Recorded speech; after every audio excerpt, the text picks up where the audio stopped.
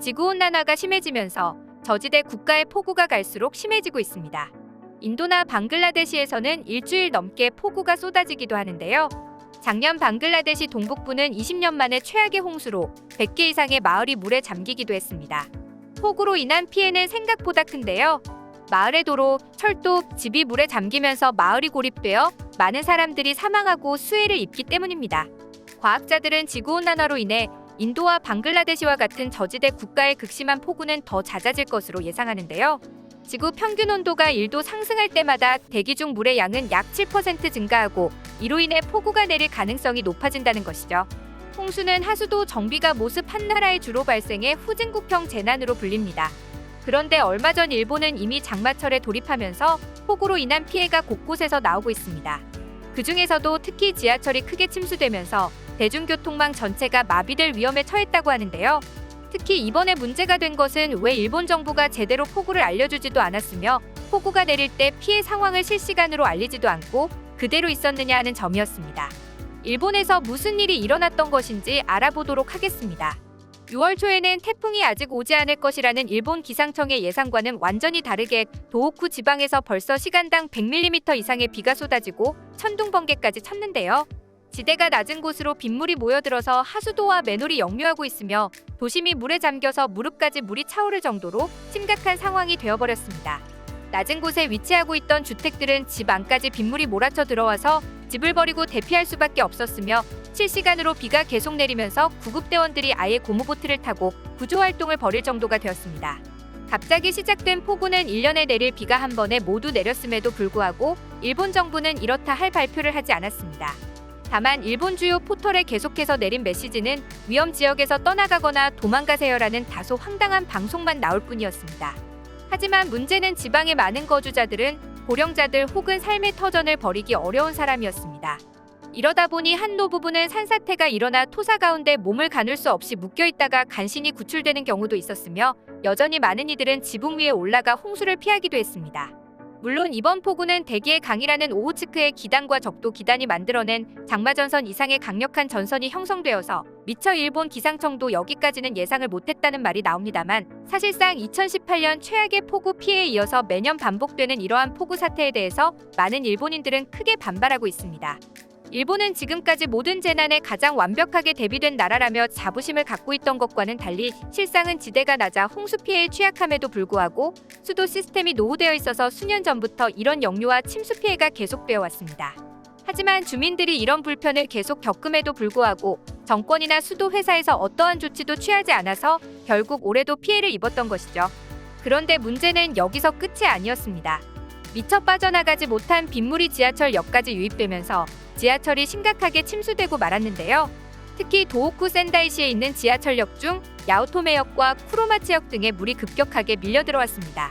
지하철 내에 있던 편의점 같은 시설들은 물론이고 에스컬레이터에도 빗물이 들어가서 누전으로 인해 고장이 나버렸으며 엘리베이터도 물이 들어차서 이용할 수 없게 되었습니다. 이미 역사 내에 들어와 있던 사람들은 밖으로 나가려고 했으나 지상에서 밀려 들어오는 물 때문에 나가지도 못하고 오도 가도 못하는 고립 상태가 되었습니다. 방수포 등을 이용해서 역 입구를 틀어막으려고 시도했지만 밀려드는 폭우를 막기에는 역부족이었고 결국 쏟아지는 비가 어느 정도 잠잠해질 때까지 안에 있는 사람들이 나오지 못하는 상황이 되고 말았습니다. 고립된 사람들이 SNS에 찍어 올린 바에 의하면 역내에 있는 편의점에서는 이미 먹을 것과 마실 것을 차지하기 위해서 다투는 사람들이 나왔으며 이미 판매대가 전부 다 털려서 아무것도 남아있지 않은 상황이었다는데요. 더욱 심각한 것은 역 내부를 넘어서 심지어 지하철이 다니는 철로까지 물에 잠긴 것입니다. 지하철을 타고 침수되지 않은 지역으로 이동해서 그쪽 역으로 탈출하려고 했으나 지하철 운행까지 막힌 것인데요. 물이 흘러넘치다 못해 땅속 깊은 곳의 지하철로까지 직접적으로 침수가 시작되어서 당장 일본 지하철 노선 여러 곳에 운행 지연이 생겼으며 철로 부식뿐만 아니라 물로 인한 누전으로 감전사고까지 벌어졌습니다.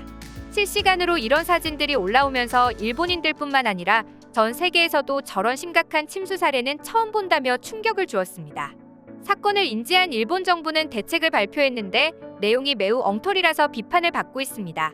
일본 소방청과 국토교통성은 폭우와 지하철 침수 사태가 벌어진 후 10시간이 지나서야 겨우 사태 파악을 하고 해결책을 발표했는데요. 지하철역 내부에 고립된 사람들을 당장 구할 방도가 없으니 휴대폰 배터리를 최대한 아껴서 정부의 다음 대응책을 기다려달라고 하며 사실상 그냥 폭우가 잠잠해질 때까지 거기서 기다리라는 식의 발언을 한 것입니다. 그런데 문제는 장마전선이 이제 막 시작되었는데 이런 폭우가 앞으로 대체 얼마나 지속될지 모른다는 것입니다. 앞서 일본은 90년대에 재난 대비와 복구가 탁월하다고 자부했지만 지금은 그렇지 못한 이유가 있다는데요.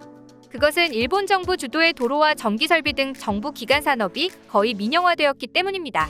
일본 정부는 재정 문제 등의 이유로 각종 일본 기업의 기관 산업을 팔아넘겼다고 합니다.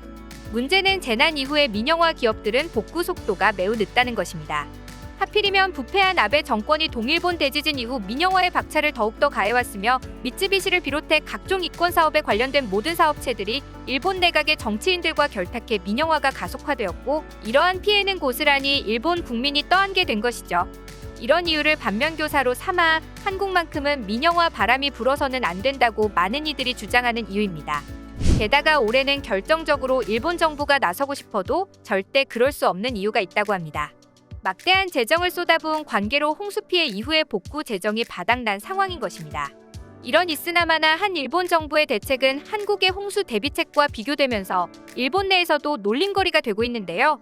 우리나라도 전체 자연재해 피해 중 홍수를 야기하는 호우 및 태풍에 의한 피해가 가장 큽니다.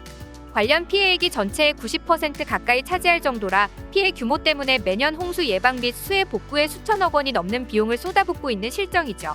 그래서 날씨가 여름으로 접어들며 한국도 홍수 대비에 전력을 가하고 있는데요. 한국은 이미 우수관 정비 사업을 통해서 상습 침수 구역의 홍수 피해를 최대한 줄이고 있으며 한국환경공단에서 국가적으로 도시 침수 예방 사업을 진행하여 큰 성과를 냈습니다. 강남역처럼 지대가 낮아서 침수가 잦은 지역의 하수도와 맨홀을 정비하고 있으며 강수량을 예상하여 침수 피해를 예방하고 산사태 등 만일의 사태도 대비를 맞춰둔 상황이죠. 아무리 준비를 잘하더라도 피해를 완전히 막을 수 없으니 대응 준비에 만전을 기하고 있는데요. 부천시, 논산시 등의 집중호우 구역에 일일 30만 톤 처리 용량의 빗물 펌프장과 3만 톤 규모의 저류시설을 신설하고 4km가 넘는 수도관의 정비공사를 완료한 결과 지난해 실제로 시간당 200mm 이상의 집중호우가 내렸음에도 완전히 빗물을 흘려보내서 아무런 피해가 없었습니다. 특히 서울에서 홍수가 나서 가장 많이 침수되는 곳은 한강 주변이기 때문에 부유식 수상 태양광은 물론이고 한강에도 부유식 편의점을 띄워 홍수에 대비하고 있는데요. 이렇게 한국처럼 국가 주도로 제대로 된 정비를 시행했다면 이번처럼 지하철 열차까지 물이 들어오는 최악의 사태는 면할 수 있었을 것입니다. 결국 뒷돈을 받고 국가기관 시설을 민영화해버린 일본 정치권과 이익에 눈이 멀어버린 수도기업 때문에 피해가 더 커진 셈이죠. 이번 사태는 올여름 장마전선의 시작일 뿐이고 앞으로도 더욱 많은 피해가 예상되고 있는데요. 과거 한국이 코로나 PCR 검사를 할 때 비웃었던 일본이기에 자존심 때문에 한국의 홍수 방지 첨단 기술을 가져갈지는 의문이지만 국민을 생각한다면 일본이 이러한 한국의 아이디어를 카피해서라도 홍수 피해를 최대한 줄이는 게 급선무로 보입니다. 시청해주셔서 감사합니다. 영상이 즐거우셨다면 좋아요와 구독하기 버튼도 눌러주세요. 지금까지 이슈친구였습니다.